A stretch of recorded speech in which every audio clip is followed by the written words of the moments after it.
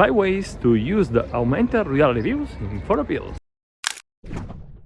And there are 2 ways to use the augmented reality views in PhotoPills that you surely don't know. Okay, we are in PhotoPills, and the first way to use the augmented reality views is when you are in the field and you want to know where the sun, the moon, or the Milky Way will be, where they will rise and set. And there is a super easy way to do it.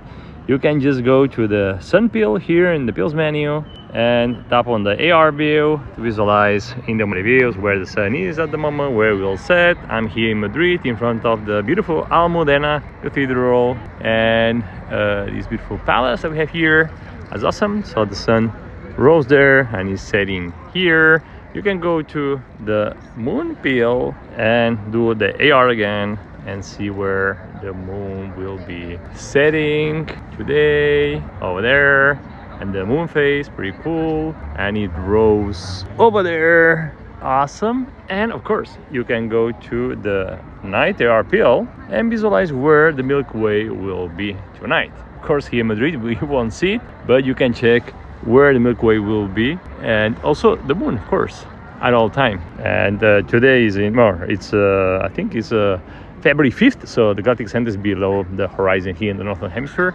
But yeah, you had the Polaris there, and you had the Milky Way right where you want, and the shooting daytime time. You want to know what time the Milky Way is going to be there, you know that is at 5:25 p.m. Awesome. The second way to use the augmented reality views in PhotoPills is to use them to figure out where to make focus, or to visualize the depth of field you'll get in the frame, what will be in focus and out of focus in your photo.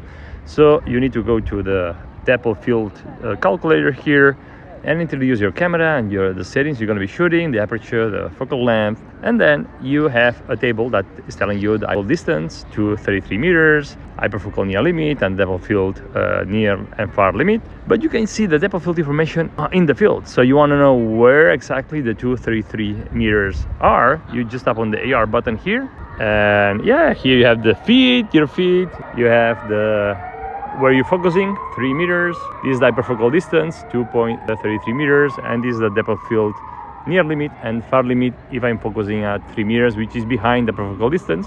And this is the reason that the depth of field far limit is infinity. So you want to be sure that you get the stars in focus, or acceptably sharp, or the mountains, far away mountains. You need to make sure that you're focusing on something that's behind the hyperfocal distance. That's super cool. Let's see the third way. If you want to visualize the frame through your camera, of your phone, you can use the field of view tool or pill.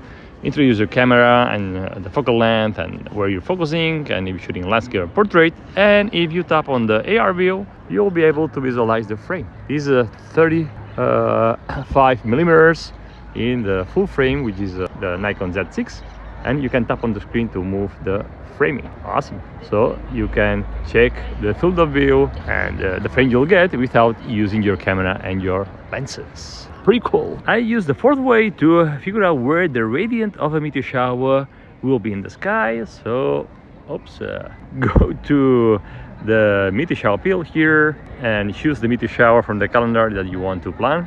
For example, let's say the Gemini's meteor shower in 2025, and now choose pick at your location. So you capture so you've set the meteor shower peak date in the pill, and then tap on the AR button, and here you'll see the horizon and you'll see the radiant of the Geminids in the sky. So if you want to frame the radiant, you know where the radiant is at all time, you can change the time by swiping the screen. And if you want to get longer meteors, you usually need to frame away from the radiant. So knowing where the radiant point of a meteor shower is in the sky is super useful to know where to frame based on the type of meteors that you want to capture. Pretty cool. Okay, let's see the last one. And the fifth way to use the augmented reality views in PhotoPills, super useful, is when you use the plan appeal to plan your shots. When you're in the field, right at the shooting spot, the red pin position, like I am now, and you want to visualize where the sun, the moon, and Milky Way will be, you can use the lines on the map for sure, but you can also use the AR button here to exactly visualize where the sun is, setting just behind Almudena Cathedral. Pretty cool. Where is the moon now? The moon is up there, and the moon will set over there. That's great. And if you want to check the Milky Way, you can type the night AR button you can tap the night air button and check where the Milky Way is gonna be tonight here. And also you can check the star trails pattern. You'll get this the Polaris, and this the star trails pattern you'll get based on where you're framing, north, east, west, or south. You frame south, you know that you get the star trails pattern describing arches above. The star will describe arches above your subject, and if you frame the Polaris, you'll get the circumpolar image. And that's it. Okay, and this is how you can use the Augmented Reality views in PhotoPills. As always, if you like this video, give me a like, subscribe, and I'll see you next Wednesday in another video. And remember that you have the power to imagine, plan, and shoot legendary photos. Bye.